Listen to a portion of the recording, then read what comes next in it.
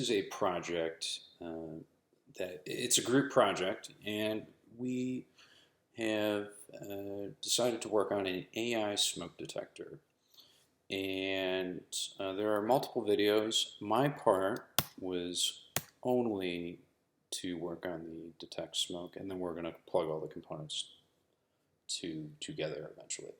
So, diving in, I will assume if you're watching this video and you're new, I'm going to assume you're already experienced setting up a Pi end-to-end, and I'm also going to assume that you have familiarity behind the concept of analog to digital conversion via a integrated circuit. So diving right in, this is our setup, and so basically how we configure it is we use a breadboard, and then we use the breadboard to basically drive that digital to analog conversion and also power the components. So moving to the first pin, pin 2, and this is a 5 volt, I believe. Yep, 5 volt power, and this is basically one of 2 wires powering the breadboard. Moving on, so we have pin number 6. So we have pin number 2 so far. We've talked about the 5 volt, and now we have ground, pin 6. So essentially, shout out to Raspberry Pi pinout. They've been great, and as much as I speak highly about them, or just did, this is kind of a weird description. It doesn't really explain a lot. So poked around the internet, and basically this person on Reddit is basically saying, the ground pin acts as a safety measure, and then also that it has 0 voltage. It's so basically what I'm gathering is it's kind of like a sponge. It balances out the power, so to speak. So moving ahead, now we're getting into the MCP3008, and we're going to talk a little bit about how that communication happens between the Pi and working our way towards the sensor. So there are pins 19, 21, 23, 24, but the way we communicate through that is called the SPI interface. And a little bit about the SPI interface is it's a serial peripheral interface. It's a synchronous serial communication interface specification used for short distance communication primarily in embedded systems. The interface was developed by Motorola in the mid-1980s and has become the de facto standard. So not totally critical to understand this, but good background context into what we're working. So I have color-coded the text to kind of help maybe outline what wire is doing what. So we have the GPIO pin 10, 9, 11, and 8. And we'll explain later, how we reference these in code. For now, I'll save that for later on. I won't explain it, but maybe good to mention. Now, another thing I'll mention is, a lot of these are called master out, slave in, master in, slave out. And basically it's, you have one master and one slave. And I think at the time of this recording in 2021, that terminology is being phased out, master, slave. I'm going to keep using it throughout this video because that's how we use it in code, and it's kind of an important reference point. So I don't mean to offend anybody using this pairing. Definitely not my intention. Okay, so we have GPIO pins 19, 21, 23, and 24 of the SPIO interface. So what are these? This is kind of important to know because this will be referenced in the code. So I'll skim over these. So you have the serial clock, and that's a synchronous interface. Now you have the master out, slave in, data going from master to slave. And then you have the master in, slave out, reading from, it's basically the opposite, actually. It's probably easier to explain that way. Basically the opposite of master out, slave in. You have the master in, slave out. And for whatever reason, I have this in caps. I think that's on accident, but whatever. We're going to use this in the code to basically read ADC data, and you'll see this here in a second. I'll demonstrate this live, and we'll do some code walkthroughs here.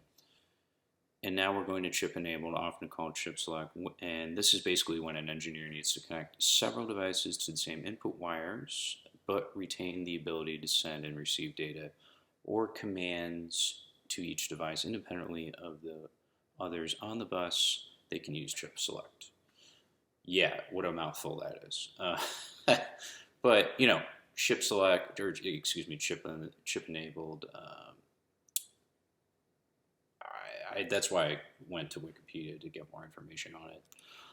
So yeah, hopefully this glues the concepts together, and I'm bringing my last picture from the last slide, of the SPI protocol. So this will be used in code. So we're plowing ahead here. So now let's move to the MCP3008. And by the way, this would be a good time if you don't know what an analog to digital converter is. YouTube it. There's some good videos out there from what I can see on explaining the electrical engineering concepts behind converting the signal. So moving from left to right, and we're going to start with the side that basically powers this integrated circuit and how the pi is reading from the circuit. So starting with 16, we have VDD. This is power supply, and you can see that with the red wire on the breadboard. Similar with 15, and then similarly with 14, and that is a ground connection, as you can see. So this, again, we're using this, important to note, this is the clock. The serial clock interface is used to initiate the conversation and clock out each bit of the conversation as it takes place. We use that in the code. And then you have DOUT. This is the SPI data output pin is used to shift out the results of the AD conversation. Data will always change on the falling edge of each clock as the conversation takes place. Moving along, we have 11DN. This is the SPI port. Serial data input is used to load the channel configuration. And then we have the 10 pin 10, and this is this CHDN, and this is the pin to initiate communication with the device. When pulled low, when pulled high, it will end a conversation and put the device in low power standby. The SHDN pin must be pulled high between conversations. And then the last pin is the digital ground. So moving to the other side, we have MCP3008, and this is the analog input, and we use this to basically read from the smoke detector. So this is the MQ2 sensor, and this is a little bit, shout out to last minute engineers. They did a good job with this diagram and really information about how the MQ2 sensor functions in detail. So we have basically the VCC, and this is the power supply. And you'll hear, I'll have a diagram, and this is basically we're using our breadboard again. And then, looking at pin 2, we have the ground connection, again, breadboard connection. Then we have this DO pin, and this is a digital representation of the presence of combustion gases. Now, I haven't been able to get this pin to work, so it would be nice, like you could easily wrap logic around it if it did work. Now, moving on to the analog, or AO pin, provides analog output voltage in proportional to the concentration of smoke gas. This is what we do use in the code, and it works. So this is a in detail diagram, and again, shout out to last minute engineers. This is great. I'm not an electrical engineer. I'm more of a computer science guy. So this is a little bit over my head, but it's nevertheless interesting to know. So I'm going to quickly read the last minute engineering text and what they say about it. So this is basically the kind of the I guess you'd say the physics, the chemistry, the electrical engineering of how the flow the voltage is moving when gas is detected, and you'll see here in a little second why that's important. So basically, when tin dioxide semiconductor particles is heated in air at high temperature, oxygen is absorbed on the surface, and clean air donor electrons in tin dioxide are attracted toward oxygen, which is absorbed on the surface of the sensing material. This prevents electric current flow. In the presence of reducing gases, the surface density of absorbed oxygen decreases as it reacts with reducing gases. Electrons are then released into the tin dioxide, allowing current to flow freely through the sensor. So yeah, this is great stuff, really good insight in how it works. So then we're moving on to the actual, this is what we use in code. And you're probably wondering like, okay, well, that's great how, um, the understanding all the tin dioxide and whatnot, but how do we plug it in code? And the answer is output voltage, right? And last minute engineers have a great photo for this, and I'm going to read their text. I think I'm going to read it. It might sound you could definitely skip over this, but I'm going to read it just so we can have a better understanding. So the analog output voltage provided by the sensor changes in proportional to the concentration of smoke and gas. The greater the gas concentration, the higher is the output voltage, while lesser gas concentration results in low output voltage. The following animation illustrates the relationship between gas concentration and output voltage. So this is basically, we'll use this to, this will be the channel 0, and this is, we'll read this and we'll use, I think it's called the ADC value, right? You might have saw that in the previous slide. And that will be kind of our indicator how we detect their smoke, and you'll see that in the code. So here's the MQ2 wiring. This is how it hooks up to the breadboard. Like I was saying, you have the VCC and the ground connections directly hooked into the breadboard, and then you have the DO, which is a mysterious wire that apparently sends a digital signal, but it doesn't work for me. So, and then you have the AO, the analog signal, which we were talking a little bit about in the last slide. That basically is hooking into channel 0 of the MCP integrated circuit to the code part of it. And so first off, you'll see I pulled this example code from an article offline. I did add some comments to understand a little better, and I did make some tweaks myself to fit our particular use case. So, I'll credit the guy maybe in the captions, or gal, whoever wrote this in the caption. But anyway, so when you're identifying these pins, there's a couple ways to do that, and I figured I'd pull up something from Stack Overflow. Basically, what you can do is you can do either GPIO board or GPIO BCM.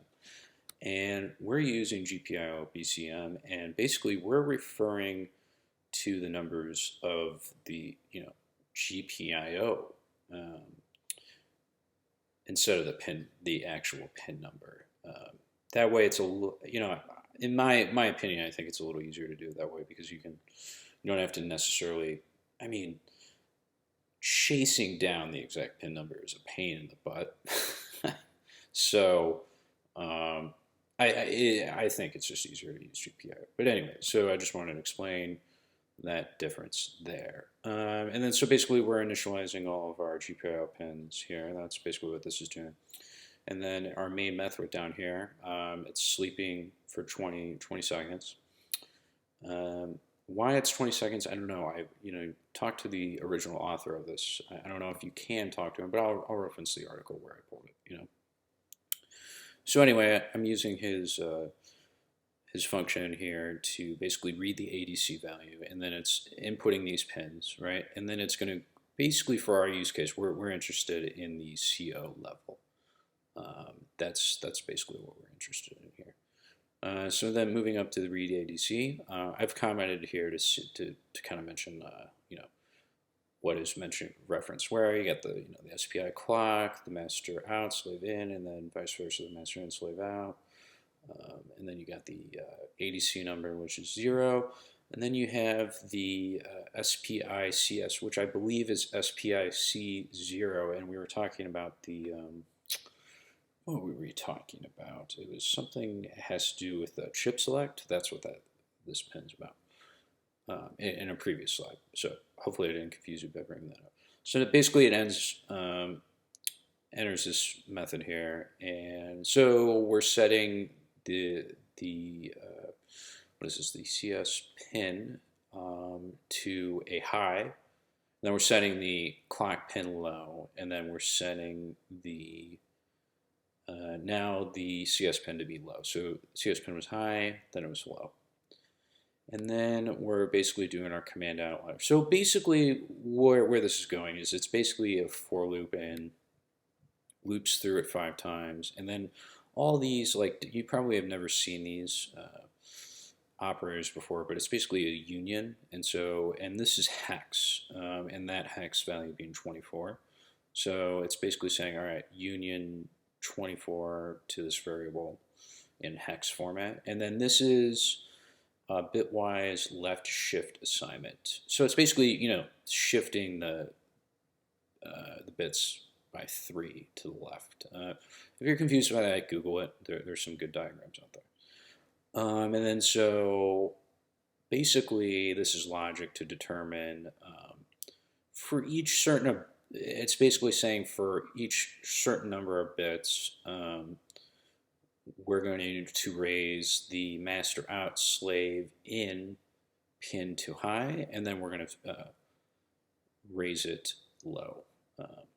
That before we initiate communication. So now this is getting to the ADC bits, and this is basically how we're gauging how much smoke is present based on the voltage. So basically we're looping through this 12 times. And then for each iteration, we're going to start the clock pin high and then bringing that low. Same thing as above. It's going to do bitwise left shift assignment on this ADC out variable. And then basically where this is pretty straightforward. So the master in slave out is basically, it's going to union this variable each time there is input for each iteration. And that's basically the crux of how the voltage is calculated. So the last part is basically demoing it. Okay. Okay, so now we are getting into the live demo here. So I'm going to have 2 cameras. I'm going to have one screen share and then one camera showing the candle. So that's going to fire up, and if you recall in the last video, it's going to take sleep for 20 seconds. But in the meanwhile, I will get the candle going here. And so we'll still have to wait for feedback. Okay, so now you can see that there's voltage coming back on the device. So now what we're going to do to test it is I'm going to try to generate some smoke here. So I have generated smoke, and now you can see that the alert has been triggered. And that's it.